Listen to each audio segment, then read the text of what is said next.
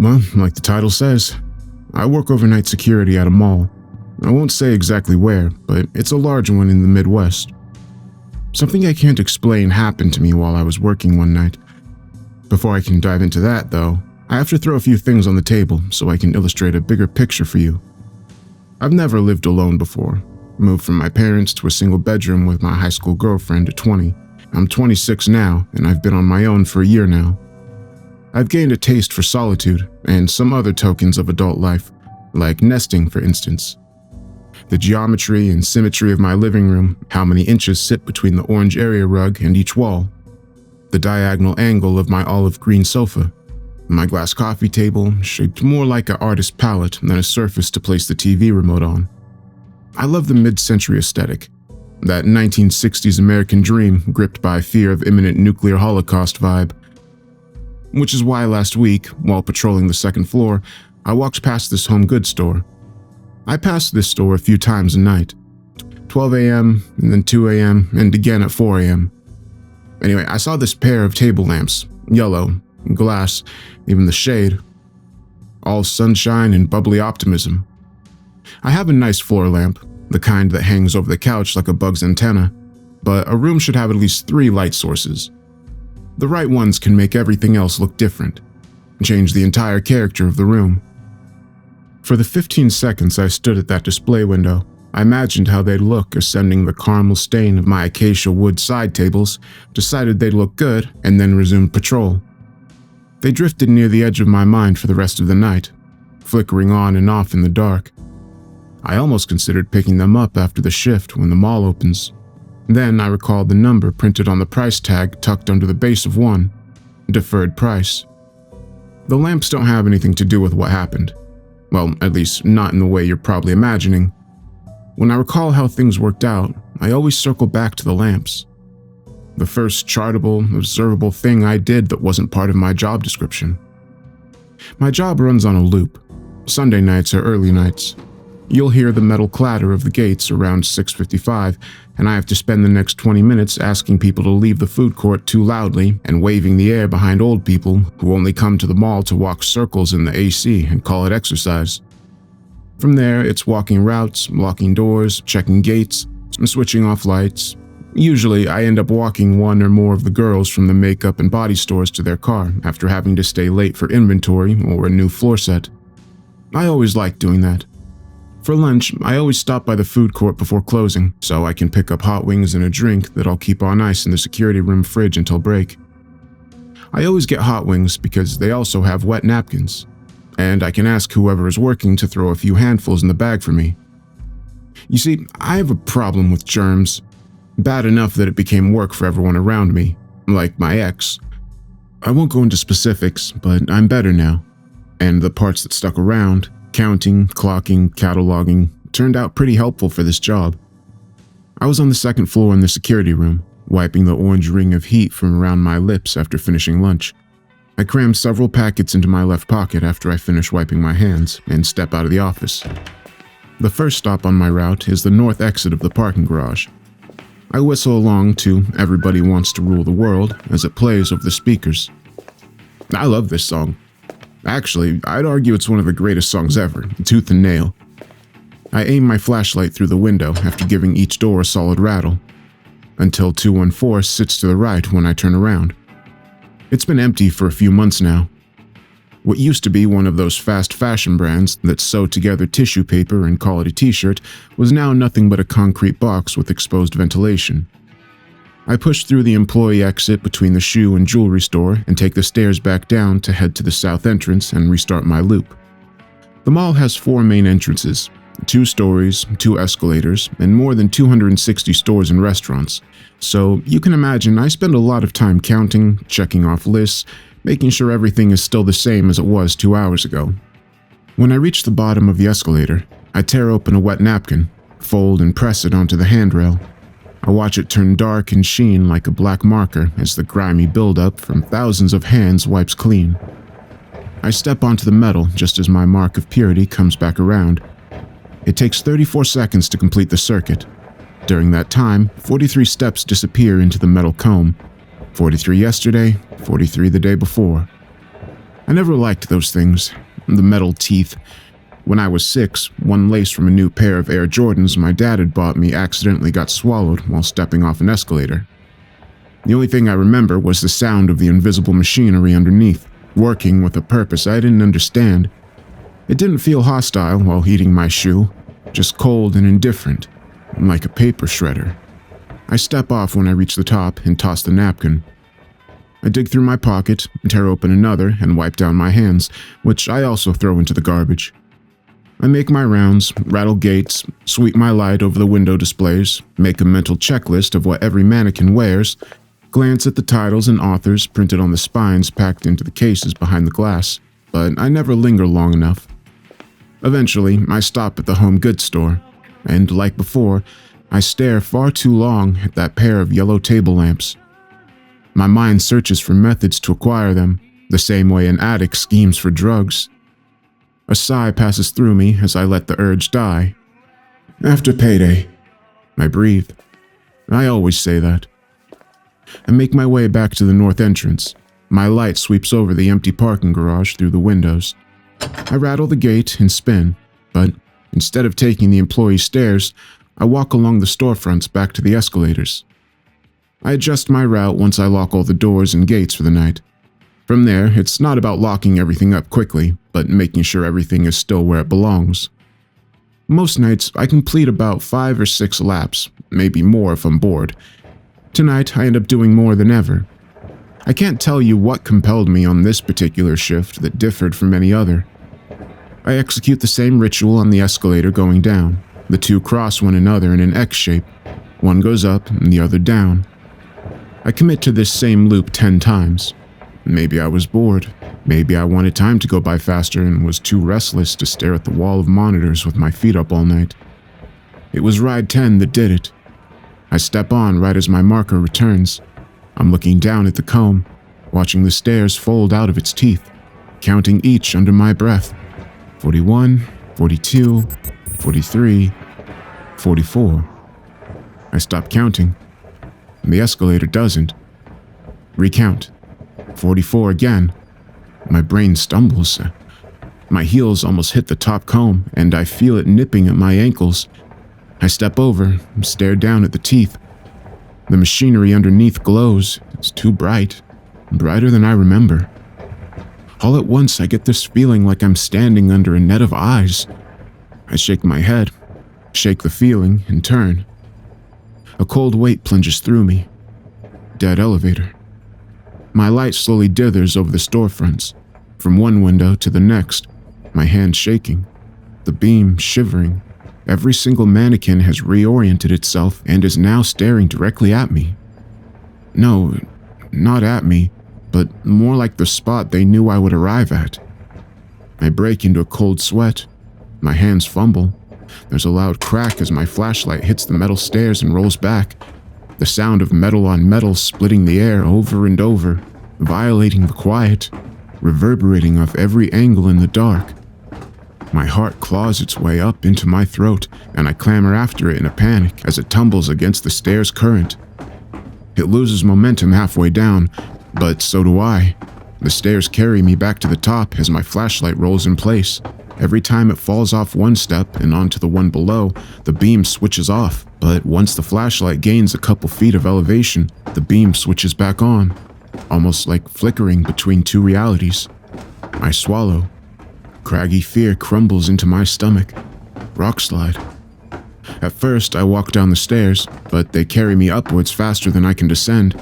After several attempts and near topples, I wrap my fingers around the cold metal and the beam vanishes. For a split second, and I know this part sounds crazy, the mall disappears. It feels like whatever was watching me chose that exact moment to blink. The beam returns, visual contact restored, and I ride to the top and step off. I turn, slowly. My breathing finally catches up with me. I pace a few steps back and forth. The mannequins' faces don't follow me.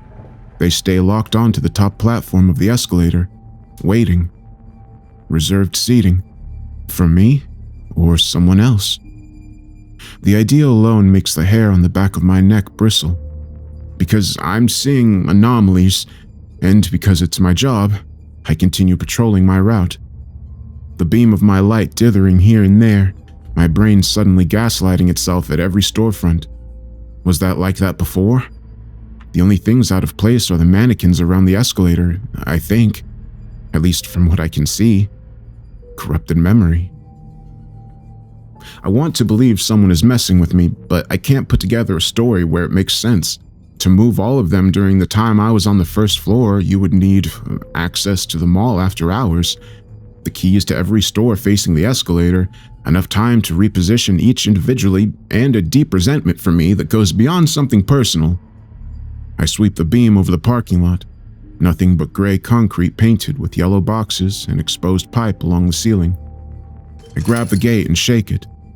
I look once more across the row of 6 white Nissan Rogues, the word security plastered in vinyl across the doors. I turn to my left and start following the wall, but stop just short of Unit 214. A faint light glows from within. A long grid of shadow stretches out from the base of the gate. My body searches for a reason to ignore my mind with every cautious step I take. Administrative override. I grab my belt and steady my left hand while the beam in my right still jitters along the floor. The air in my lungs is getting heavier. I pause for barely a second to exhale before glancing around the corner into Unit 214. It's not a monster or a room packed with mannequins all watching me. No, that would have been better in some ways, because I can't place why what I see is so much worse. For a second, relief blooms in my chest, but then I take in the wrongness of it all, and the calm inside me wilts. Above is a mess of exposed pipes put together by something without eyes. The walls lean over the room. The floor is wider than the roof. Sitting on the floor in the very center of the room, only doing it wrong, the lamp. Both of them. Together. No, not together. Not both of them. One of them, duplicated. Glowing. My eyes trace for any evidence of a cord at all and come up empty. Despite this, their glowing persists, painting the concrete in overlapping yellow rings like a figure 8. Unsupported function. My heart kicks against my ribs. Whatever structural piece my knees require for standing gives out. I stumble back. The keyring on my belt chimes. I run, back to the escalators, feet echoing against tile, pulse thudding in my neck. I circle around the landing to run for the security room. I need to breathe, I need to think, to count something persistent, to feel something real and solid in my hands. A reference point. My mind won't stop spinning, won't stop tumbling, but then it lands on a thought like an open Rolodex. I don't know why I did it, but it just made sense. My body remembering something I don't fully grasp yet. The flashlight. I gallop down the ascending escalator, then up the descending one, each time counting the steps, feeling lighter every time I complete the circuit. Pressure release, until finally I'm sweating at the bottom of the escalator, breathing through a mouthful of cotton and pennies. The 6 a.m. lights bang on and begin their hum. I look around, eyes wide and wild. I spend the rest of the shift sitting in the office, staring at the wall of monitors until changeover, checking the cameras around the escalator, rewinding footage, searching for answers, diagnostic mode. The tapes are clean, just another regular Sunday night, just me walking in circles, jaw flapping as I count under my breath, but I never stop at Unit 214 for more than a second. Every loop is the same.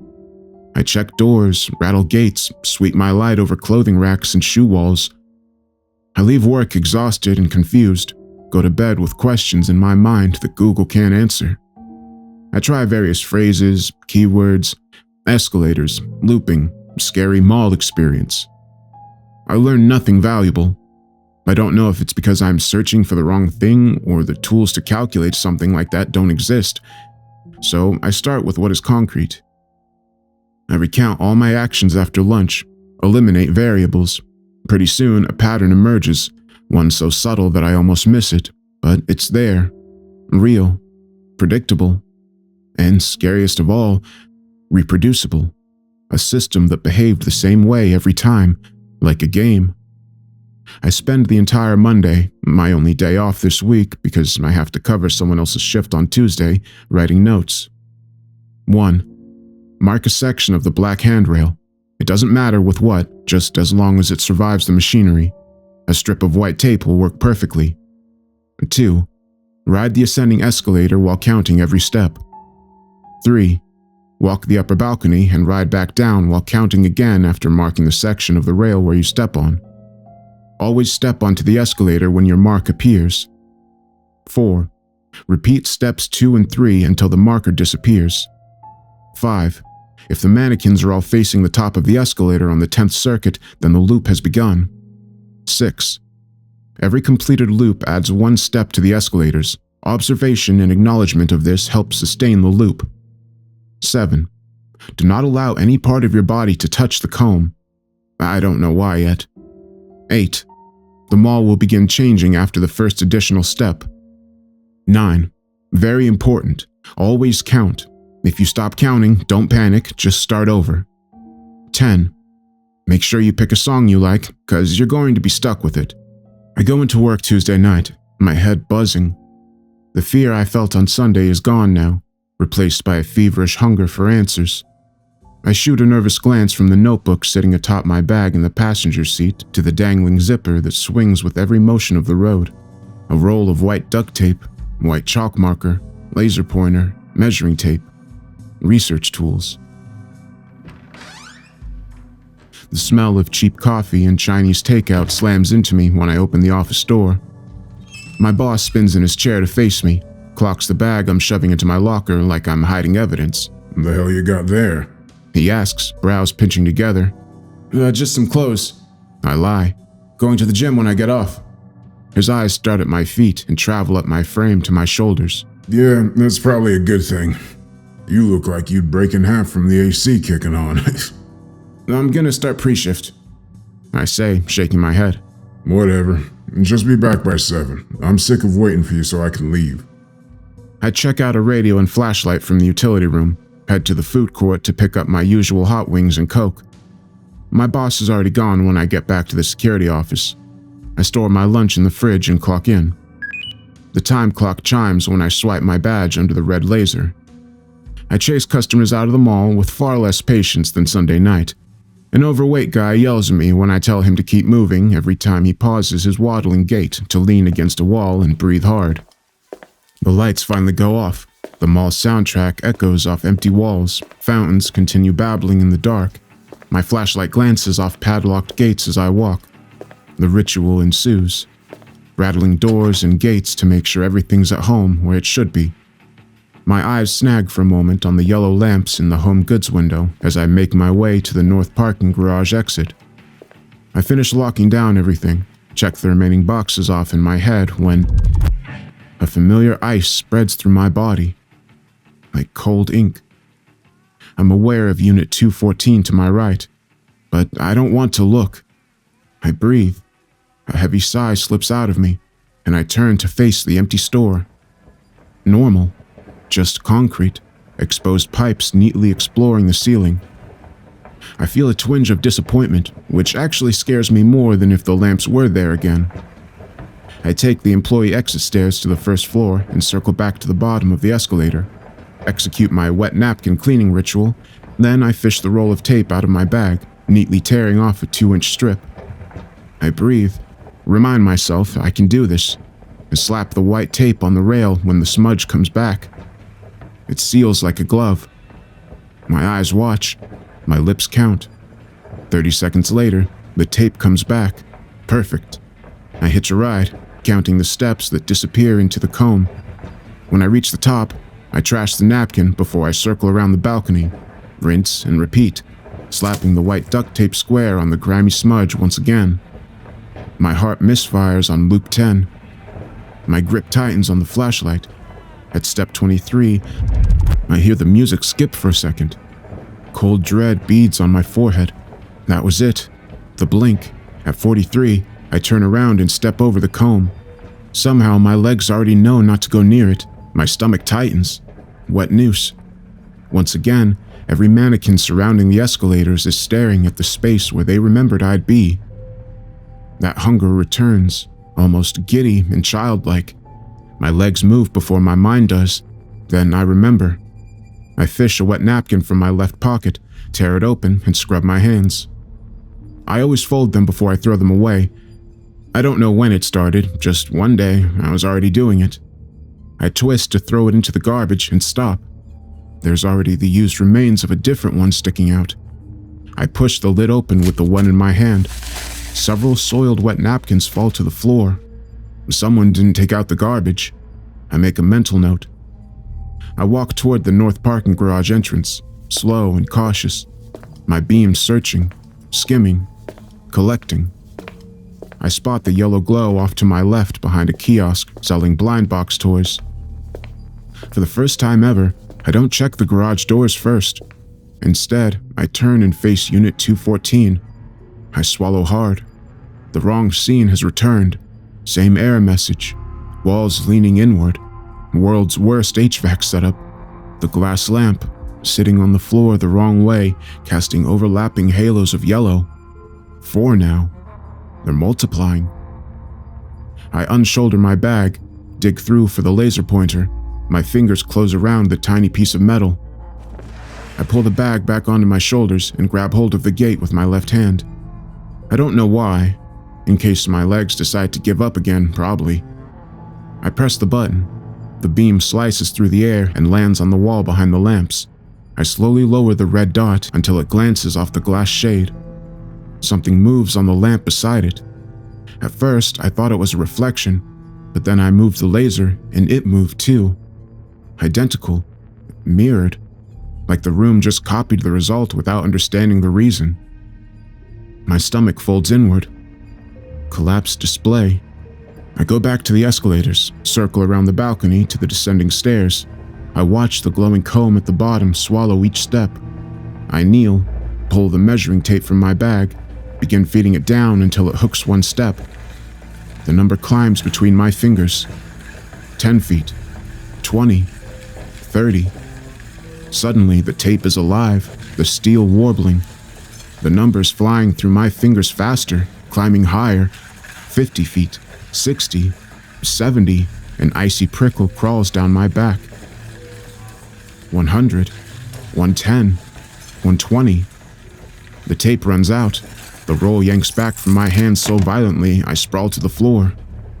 I watch on hands and knees as the tape measure disappears into the bottom teeth with a wet, mechanical slurp. For 1 second, my lungs forget how to breathe. The 6-year-old boy in me that almost got eaten by machinery shivers. I push myself up, stand on wobbly legs.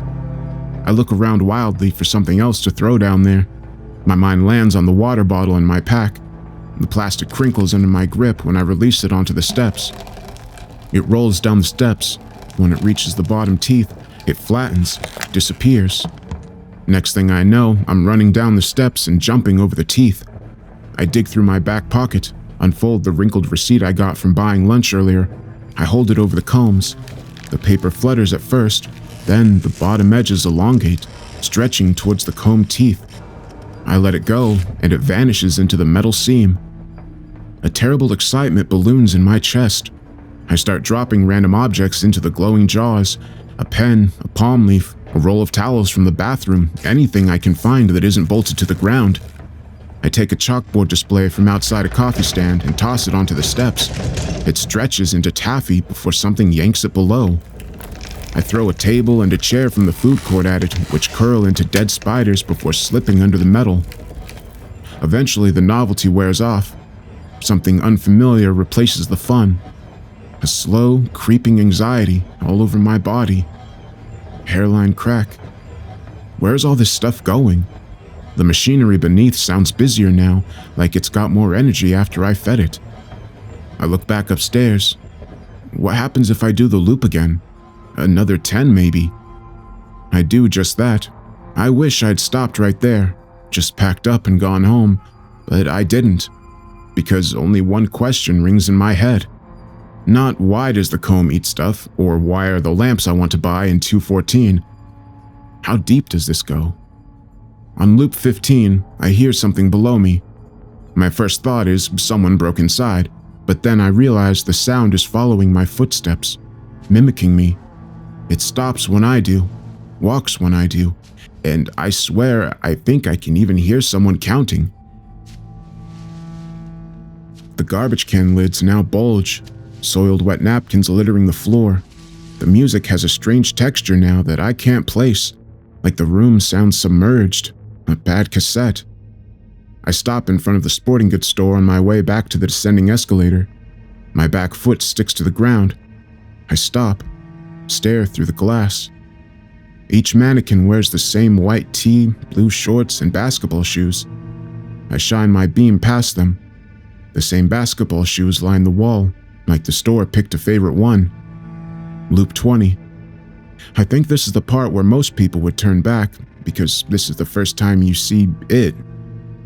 I step onto the descending escalator, lost in my head, muttering digits under my breath while I stare at the glowing comb pulling me closer, when something catches my eye. Something new.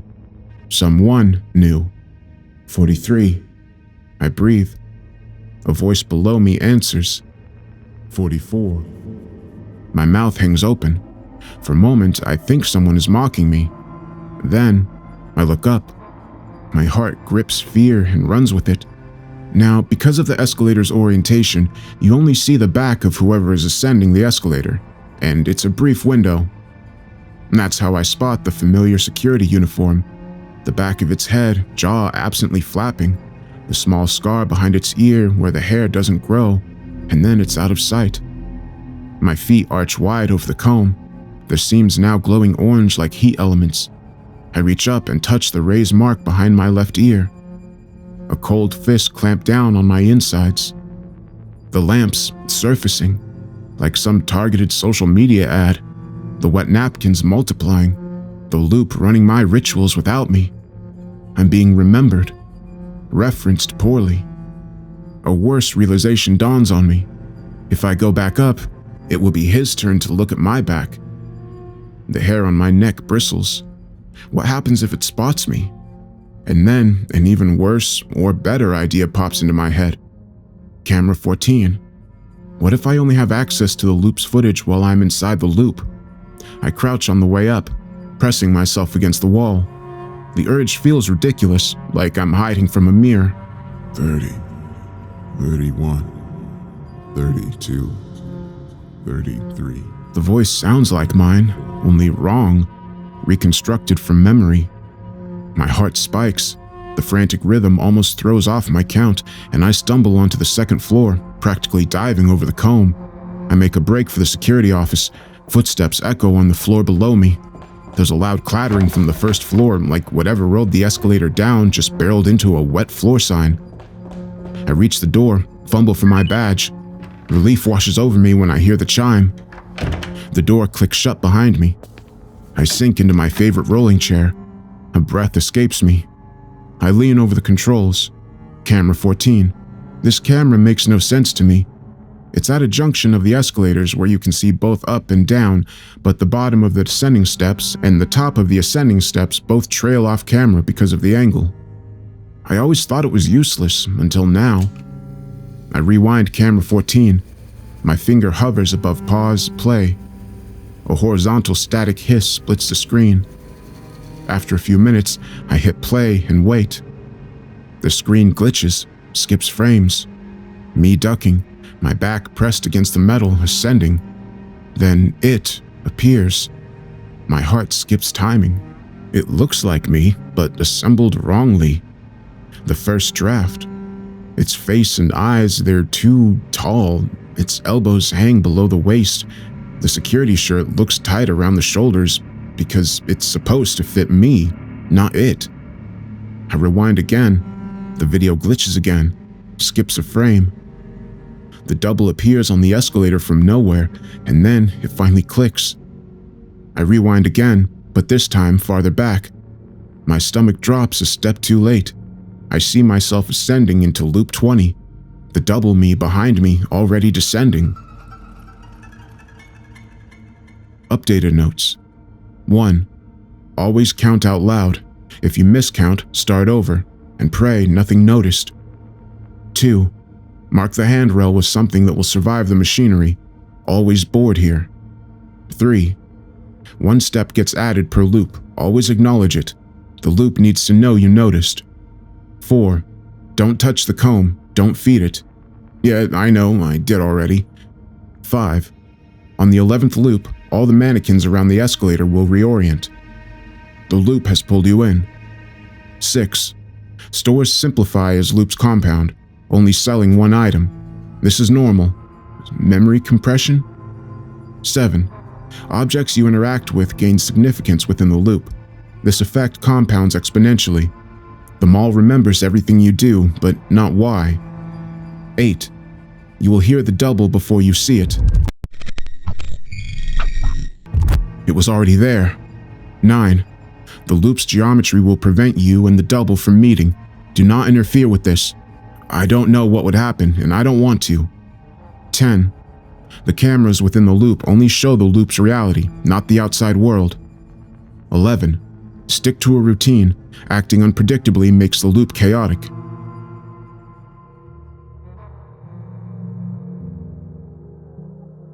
Before I get into Wednesday night, there's something I should explain. I mentioned I always buy hot wings because it's an unlimited wet napkin glitch. That's completely true still, but not the entire picture. The actual reason is a lot messier. You see, there are many cleaner things on the menu for a guy like me with a history. I get wings because they're difficult. Because for 15 minutes a day, I have to sit with buffalo sauce coating my fingers and burning my lips. The old me, the sick me, that would have ruined his entire day, probably his entire week. But now every wing is a small, delicious act of defiance. Exposure therapy, pretending to be lunch. Then, like a reward, I tear open the little paper and foil square, cleanse my hands, physically, spiritually. Some people say grace before meals. I drench my prayers in spicy buffalo sauce and call it healing. I've already decided tonight that I'm going further than yesterday. I barely slept after working this morning. The reels keep spinning in my head. Camera 14, forward, reverse. It. 1 loop ahead of me. Predicting me? I don't like that, but I'll stop if things get too dangerous. Halfway up my ascent to loop 10, I feel the blink. Everybody wants to rule the world loses the key for a moment, then overcorrects. 44 steps just like Sunday, just like Tuesday. Every mannequin remembers the script, staring at the top of the escalator exit. Welcome party.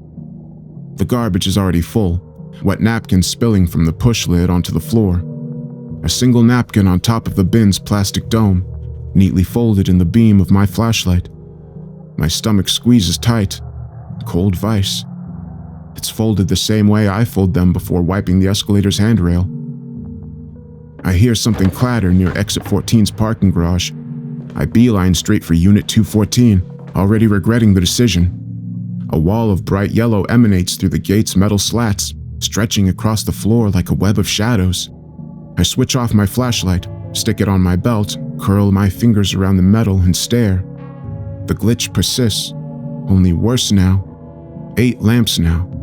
Contamination. Most of them look fine. One is missing its glass shade. Another has 2 bases fused together, rendered together. Knotted copper pipes running the ceiling like a Windows screensaver, blindly assembled. The longer I stare, the worse it gets. Each time I circle back here, it picks up right where we left off. A bad save file. At loop 14, a sound so small I think it's imagined floats past me on the escalator. My shoulder climbs an inch. The false alarm. It almost throws off my count.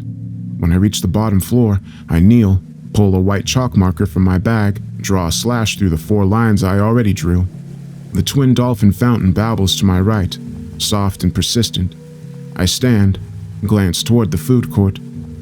Some restaurant logos look misspelled, or actually more like misprinted. I stroll along the restaurants, staring at the menus. Things that look like words and food at first glance, but fall apart under a microscope. One smell permeates the air, regardless of where I stand. Soybean oil.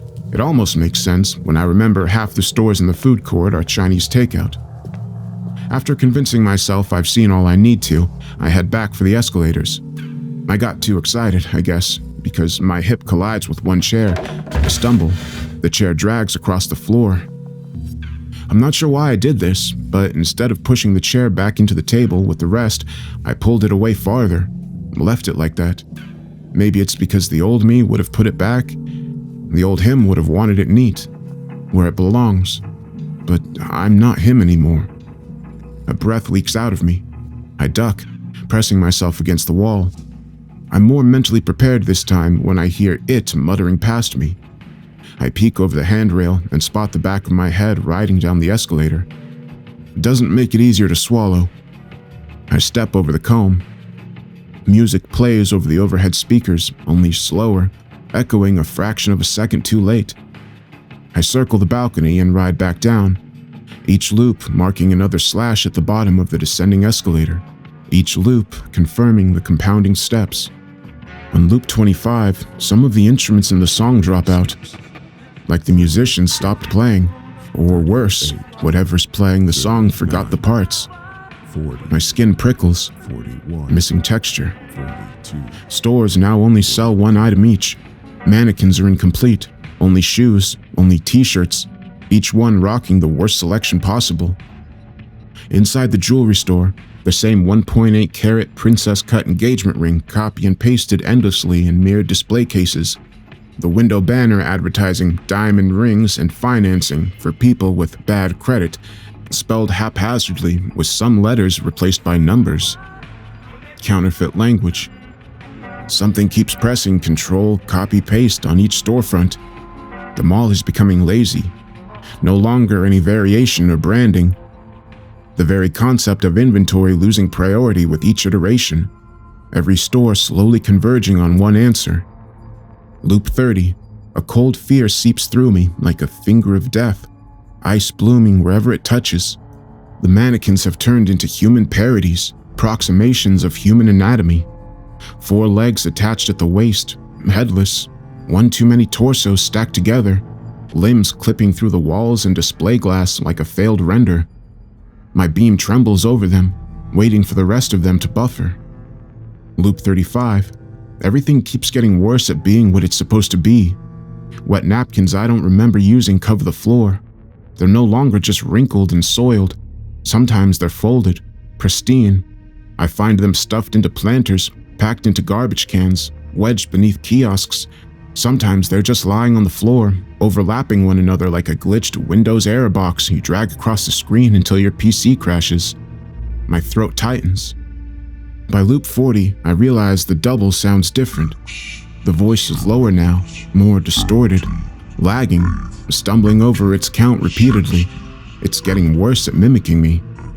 Every loop becomes less human. Generation loss.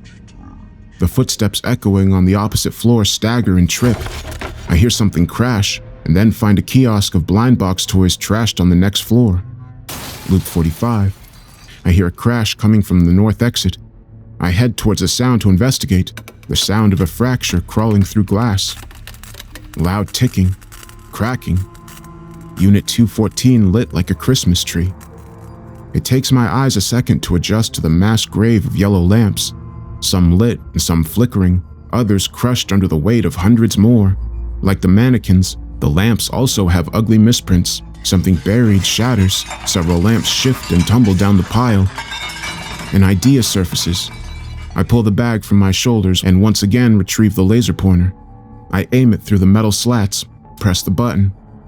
The little dot glows on one lamp. Slowly, it multiplies, exponentially, until I lower the pointer. I don't know what made me do it, but I raise the laser again. Only this time, I give the button 3 measured clicks. The red dot blinks 3 times on the lamp. At first, I think they duped me, because nothing happens. Then, hitting me all at once, like I've got hundreds of rifle barrels trained on my body, a swarm of glowing red dots.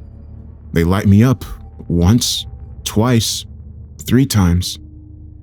The mall tilts, a certainty inside me tilting with it, load-bearing. I slowly reverse, adding distance between me and the glitching lamp nest.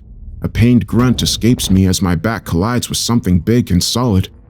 My hand stumbles to regain balance. Cold metal, curved, painted.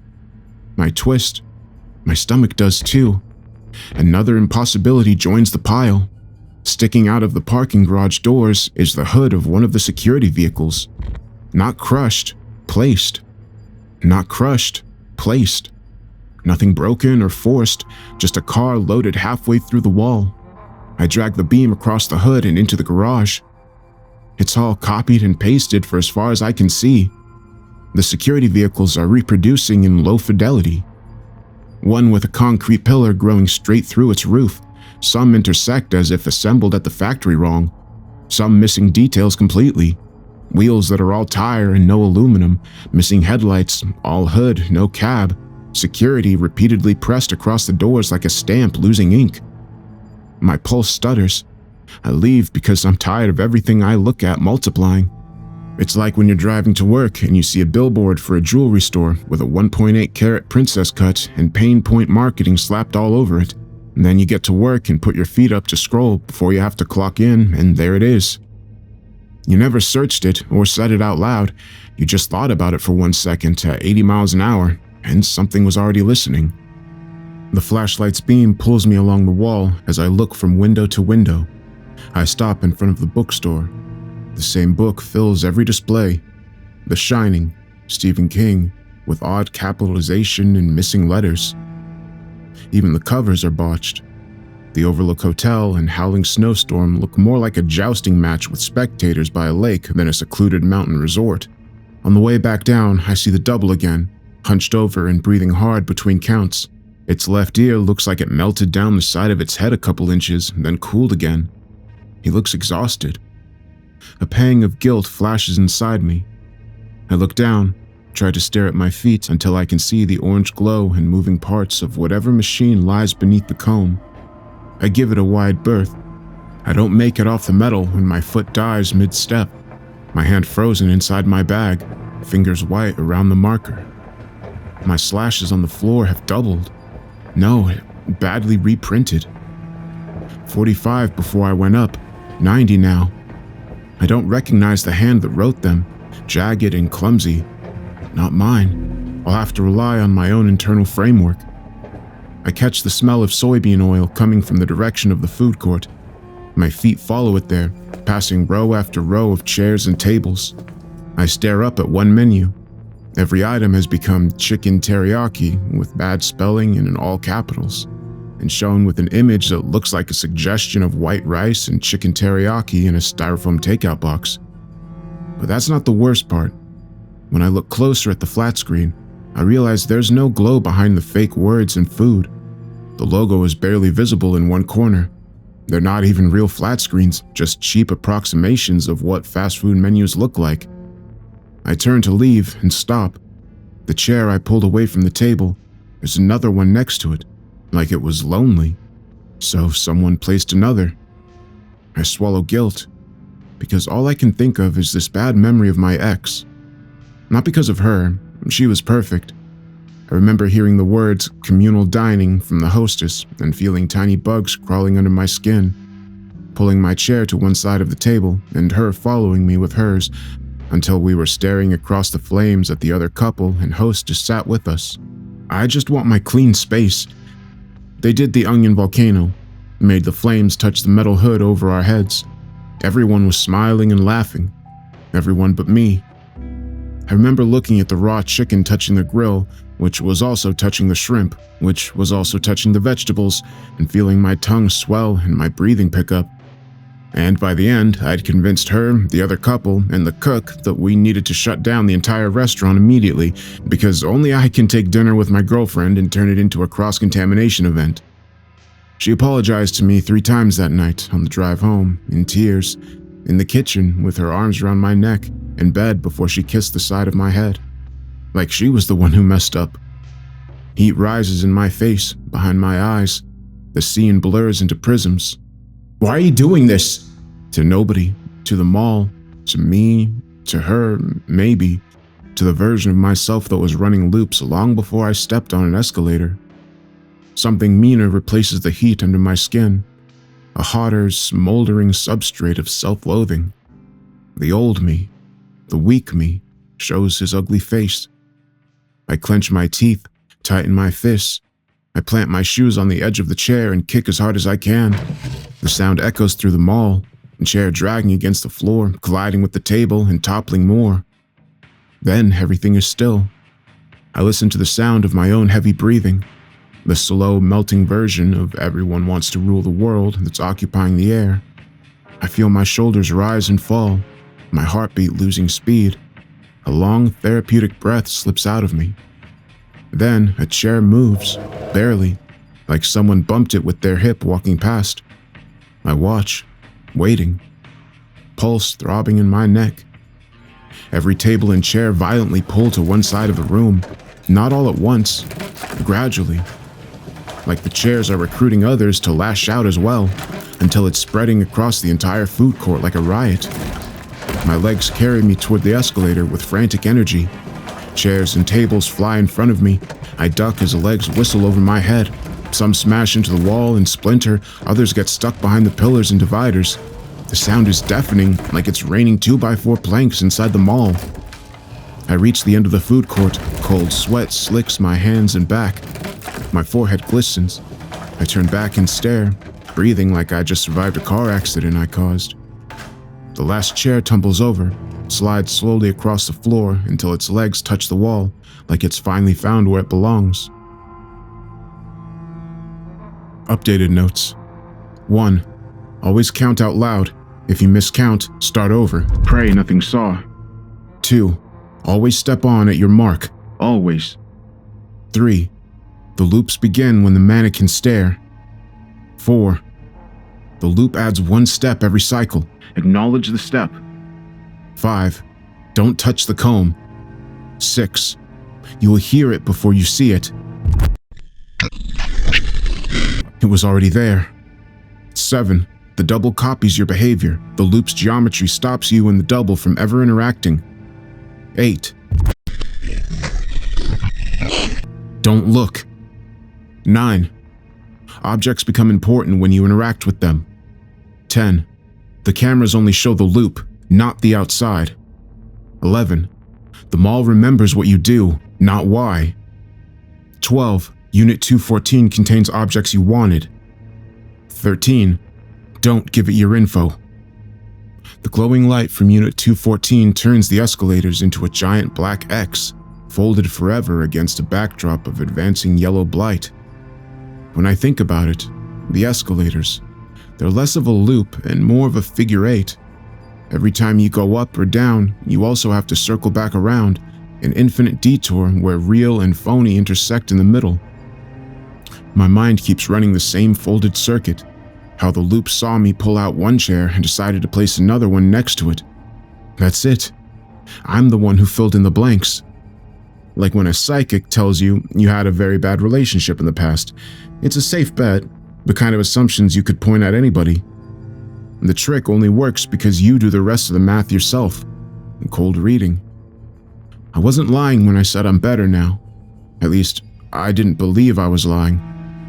My footfalls echo across the floor. I stop at the comb, stare at the glowing seams.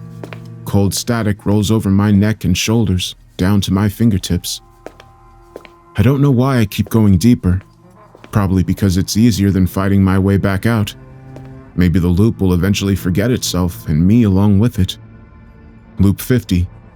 I think I finally cracked. I keep catching these little glimpses of something small and red in the corner of my eye, but every time I crane my neck to look at whatever is there, it either darts out of view or wasn't there to begin with. Loop 55. The song stretches into something unrecognizable. Too slow, bouncing off the walls wrong, submerged, fragmented, corrupted. Loop 60. The stores are experiencing retail dementia and have forgotten how to be stores, and now they're trying to remember using the only consistent reference they have: me. The electronics store sells only radios. The clothing store sells a parody of my security uniform. A kiosk that once sold knockoff perfume now has wet napkin squares crammed into the glass cases. Loop 65. The glow from Unit 214 is brighter than ever. My feet suddenly stick to the floor mid-step to investigate.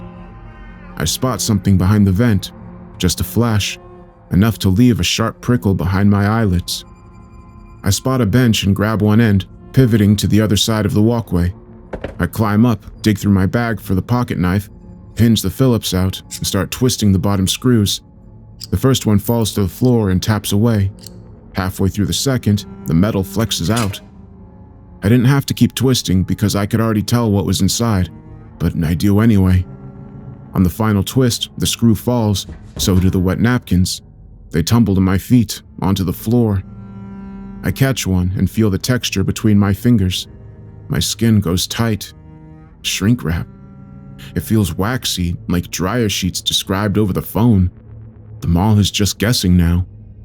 Loop 70. Things stop agreeing on what size they're supposed to be.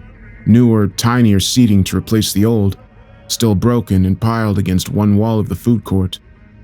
A flashlight hangs in the window of what used to be the sporting goods store, the size of a canoe. Nothing looks impossible, just strange, wrong at first glance. The yellow glow from Unit 214 is so close I swear I could touch it, but the gate, parking garage, feels far. The room's dimensions are terrifying now. Some lamps are yellow approximations. A little bit wrong, different heights and shapes. The pile glows like a toxic yellow waste. The more distance I add between me and what happened at the food court, the more the scar opens. By Loop 75, a bad dinner date from a year ago feels bigger than this retail purgatory. The ride takes 93 seconds now. The steps under my feet have gone darker, blacker, reflective, just like my flashlight. The metal teeth, bright and searing, devoid of empathy more than ever. Loop 80. The mall runs out of wall, entire textures missing or unrendered. The mannequins hurt to look at now. No clothing or retail purpose, just horrific attempts at human form. Stacked torsos, more faces than a mannequin should have fit onto one head. Too many arms clipping through the walls, ceilings, display glass. My trembling hand stretches out to touch the fingers on one reaching through the glass. The white fiberglass is gone, updated to something impossible. I look at the pale knuckles, the skin pores, the dotted moles arranged just like my own. The hair on my arms locks into a rigid grid. Every inch of the floor is graffitied with little white slashes in groups of 5, some overlapping, jagged, or incomplete. Manic scrawling on prison cell walls. Security cameras are growing from walls where they shouldn't be. Little black tumors. Loop 85. I can't look at it anymore. With every descent, the double looks like someone took it apart and put it back together worse than before. Its footsteps are more clumsy and irregular than ever. They echo wrongly as it struggles to keep up. It cries out randomly like it's confused or in pain. The voice layered, pitching up and down, repeatedly trying to recall my own. It crashes into clothing racks, tipping and shattering planters. Slowly, everything rots. The mall, the mannequins, the double, me. On the next ascent, I catch myself in the reflection of a storefront. My insides twist into hard, geometric knots. For a second, I think it's the double. My pulse fights like a trapped bird hitting the same 4 glass walls. Suddenly, I'm running the escalators. Each step feels like pushing through wet clay. Every breath tastes metallic, like my engine is burning out. Everything around me buffers slower than I can ascend. I don't know why I keep running. Maybe because for the first time the loop looked exhausted, like it was the one suffering. Maybe I thought I could outrun reality, outrun myself. I lost count after 100, but somehow the numbers keep coming. Reality is crashing, glitching, buffering, rendering a nightmare. I slowly step over the comb, now a glowing industrial shredder. A single floor tile catches my eye, yellow, glassy just like the lamp, randomly placed like a dropped pixel. My flashlight finds another, then there's 3 of them together, then an entire corner. It occurs to me that they're spreading towards something. I trace the yellow disease back to patient 0, back to Unit 214. The entire north exit glows sickly yellow. The walls and floor nearest 214 are converting. No, updating. The tile, the steel, the drywall, all replaced with the same material as the lamp. Even the shadows have nowhere to go. Pixelated veins spreading in every direction, turning everything it touches into lamp like some yellow rot. The car hood and bumper of the vehicle clipped through the exit are completely yellow. The infection traveling into the parking garage. 214 has turned contagious. The yellow texture bleeding toward the escalators, the very concept of the room escaping, expanding. The infected walls are now generating their own yellow light. I switch off my flashlight, my eyes relying on just the yellow glow. The gate groans and ticks, bowing under the pressure of endless lamp production. Something finally gives. The gate folds under the weight of 1,000 yellow lamps, the gate screeching and bending, lamps popping and shattering, shards of yellow glass spitting through the metal slats. Lamps gush from the folded corners of the gate, pouring onto the yellow tile like a river of misshapen glass. Newer versions push older copies forward. Wherever the lamps settle, another yellow tile updates beneath them. I slowly reverse, then notice something on my hand. I glance down and see a little red dot. I shake it off, lift my arm and stare at the back of my hand. The glowing red dot returns. 1 dot, 2, 3. I stop counting. Then every lamp locked on to the biggest heat signature at floor level. Mine. They cover me, hands, arm, chest. They crawl across my uniform like flies exploring something that stopped moving a long time ago. Dozens of tiny red points treating me like a surface. A new absence opens up inside my chest. Every lamp agrees on one thing, that I belong somewhere. I turn and run. The dots pursue me like a swarm of angry bees. My feet echo off the yellow tiles. Wet napkins fall around me like feathers. One lands on a yellow square and instantly turns to lamp. My legs kick off the floor harder. Hot breath pooling around my chin. The tang of wet pennies coating my mouth. I see the escalators ahead, but I'm not heading for them. Suddenly, I hear dragging across the floor, and my shins collide with something hard. I go horizontal, landing hard on the ground. All air exits my body at once. A pained cry rips from my throat as pain shoots through my left shoulder and arm. My blood curdles when I hear the double wail from the floor below, long and tortured. Something that used to sound like my voice before the mall forgot that too. Crashing into things in the dark, glass breaking, gates rattling. The gate of something that learned to walk from observation, trying to run without knowing how. I look down at my legs tangled around the bench, the same bench I used to reach the vent. The dots swarm me, my legs, my hips, my chest and arms. I flail, swatting frantically like I'm brushing away insects. Then I stop, look at my hands mid-swat. Dot. Dot. What was I doing? I was trying to fight light. My feet are back under me, kicking the ground harder than ever. My heel slips on a wet napkin and I almost go down again, but somehow regain my balance. I don't look back. Not at the bench or the escalators, the mannequins, Unit 214. I run, losing count. Starting over, I can hear the double below me still, doing what it does best. I reach the security office. My hands shake as I fumble with my badge, swiping it. Access denied. I curse under my breath and try again. Access granted. Updated notes. Run. The geometry is failing. I warned you not to. The loop changes reference material. Who's out there while I'm in here? Outside. Reading. The loop remembers everything. The loop is guessing. Unit 214 remembers the shape, not the reason. It already has it. This cannot be sustained.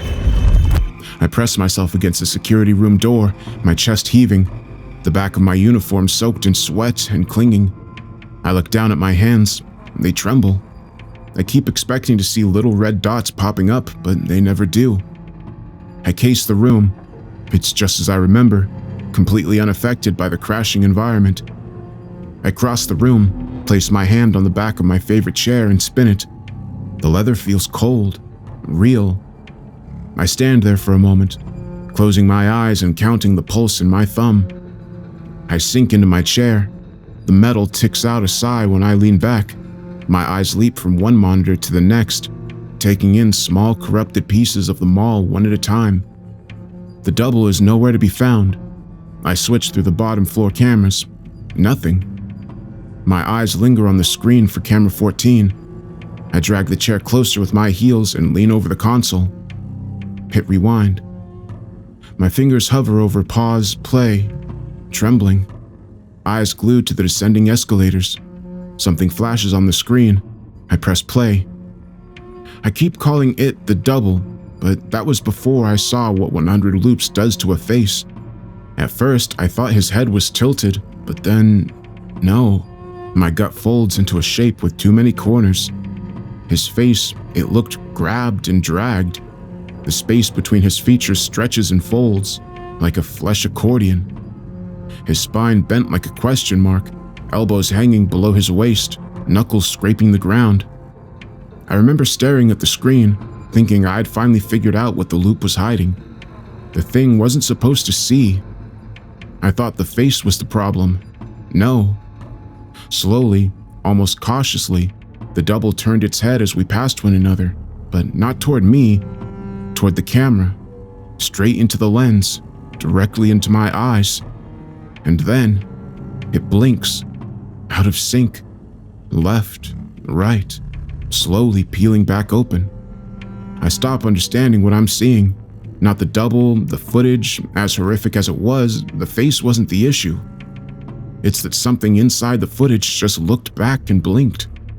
Something in my brain starts pulling levers labeled emergency only. My nervous system blue screens.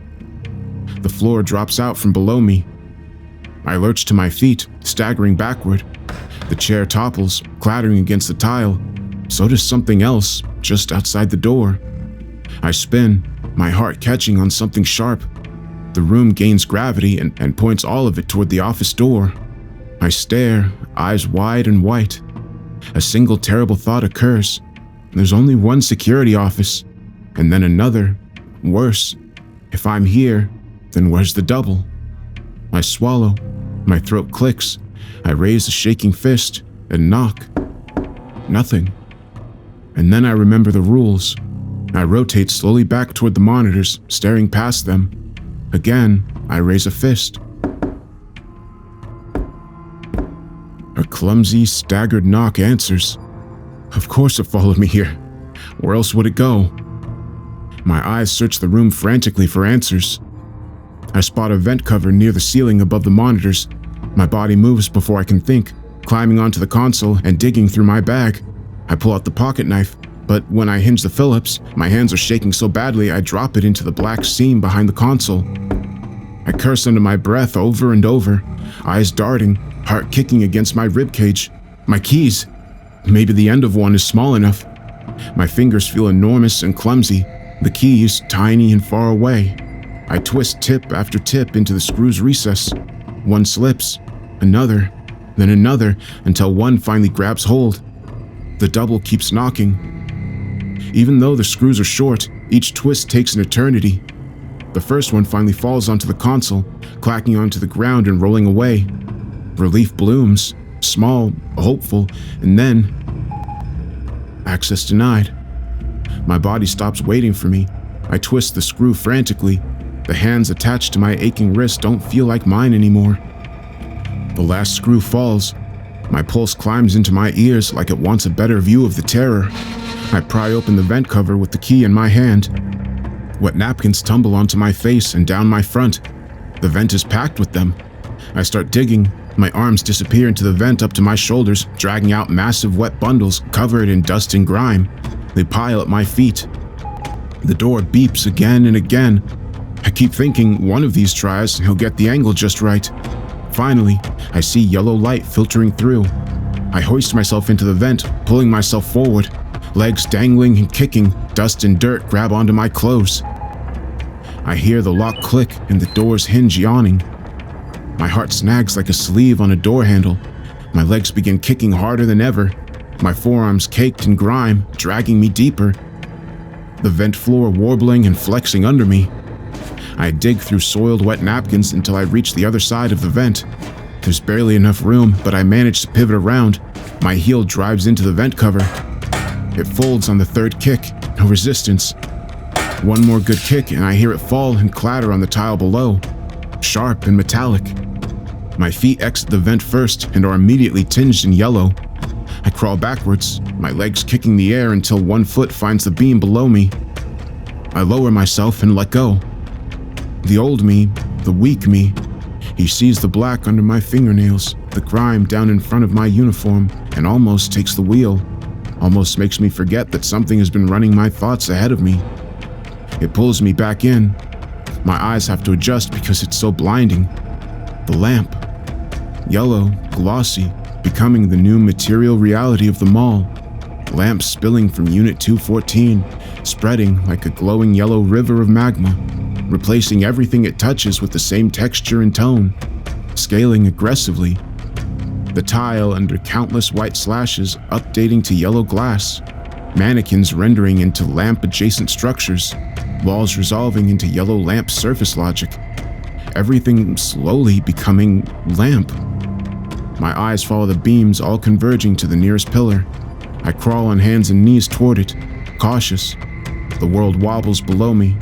I pause, hand outstretched. A cold draft rushes through me, raising the hair on my arms in waves. I look behind me, back to the vent. The double is already halfway out. Its long, spindly arms fold out from the opening, jittering hands finding the floor of the beam before its legs do. My heart skips a frame. I look back down, the escalators, a black X under yellow contamination.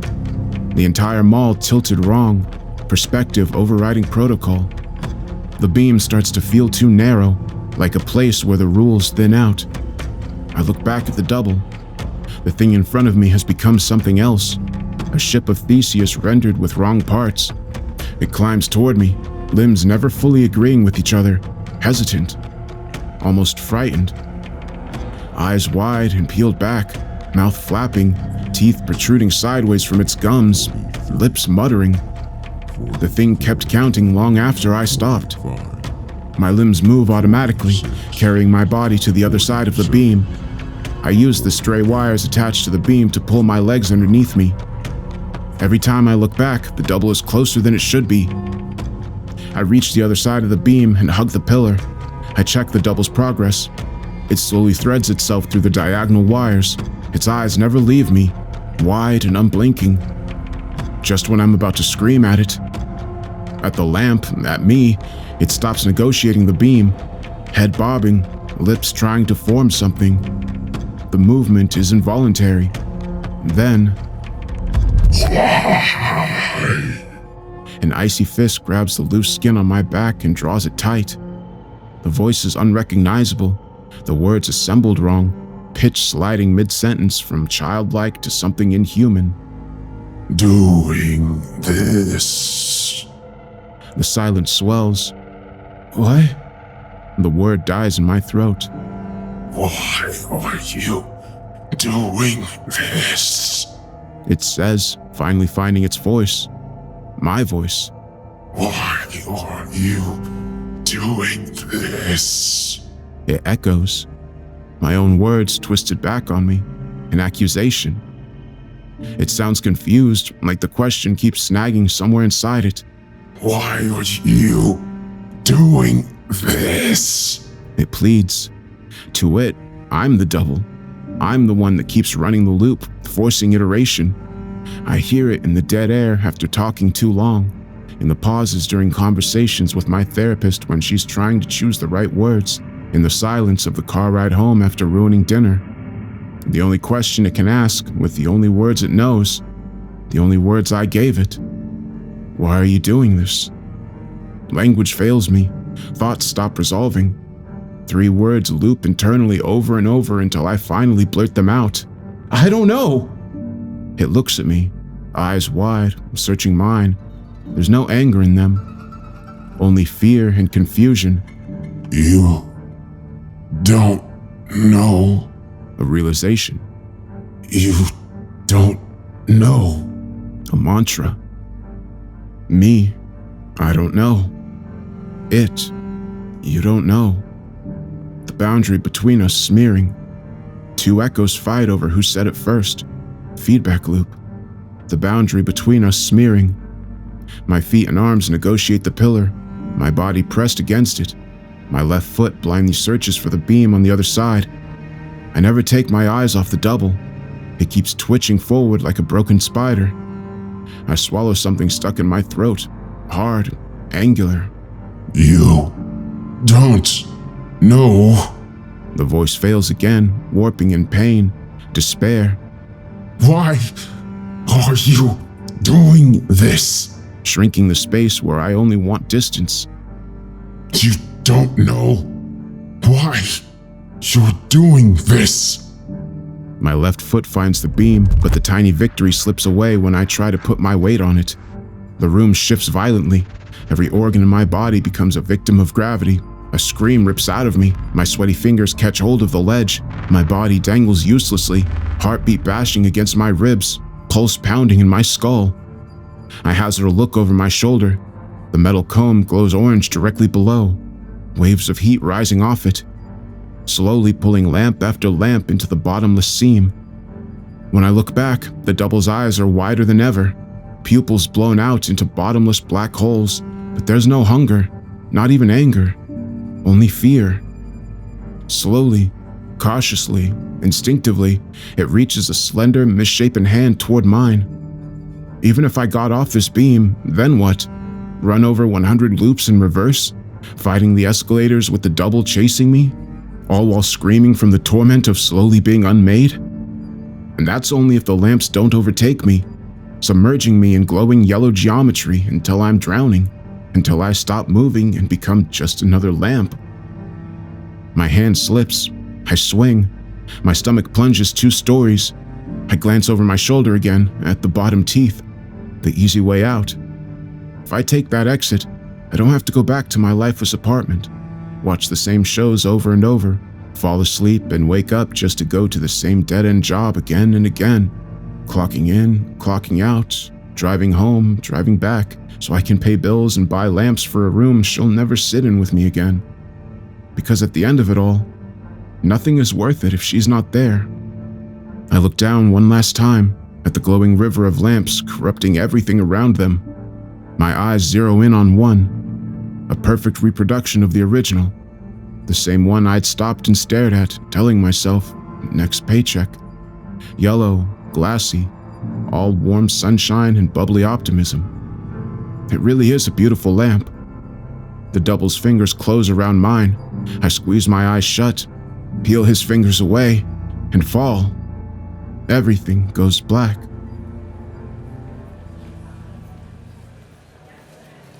Dull, rhythmic pain throbs at the back of my skull.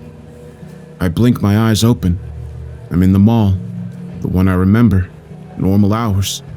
Lights on, speakers humming, dolphin fountain streaming, the sound of voices and footsteps echoing off walls and people. A shadow passes over me. An involuntary jerk shoots through me. Then I realize someone just stepped over me. My head bounces off the escalator as a new step appears. Pain escapes my mouth in a hiss. I roll to one side, push myself up till my legs are underneath me again. Stable ground. The lamp is gone. The geometric current of yellow glass, updated yellow tile, walls, lamp-adjacent mannequins, all gone. I rub the back of my head as my eyes move over glass storefronts selling a wide selection of clothing, shoes, and electronics. The flat screens in the food court cycle pictures of different menu items, the mass grave of tables and chairs back where it belongs, occupied by people with faces.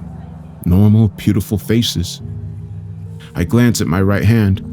4 red furrows drag across the back of it, broken skin, stinging, real. I don't speak to the other guards during shift change. I just clock out and leave the office. I don't exactly leave right away either. I make one slight detour before going home. It only takes me a minute, and the warm fuzz that fills me the entire drive home makes everything worth it. I sit on my couch, sinking into relief.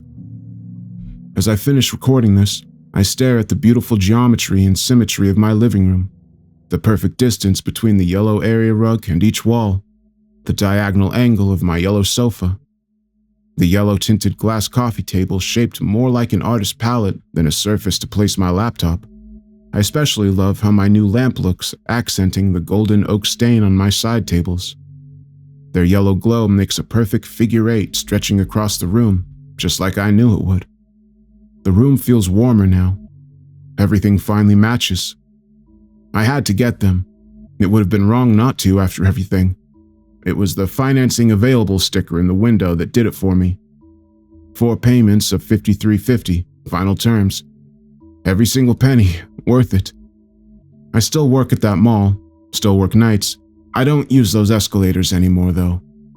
Not since they started running the wrong direction.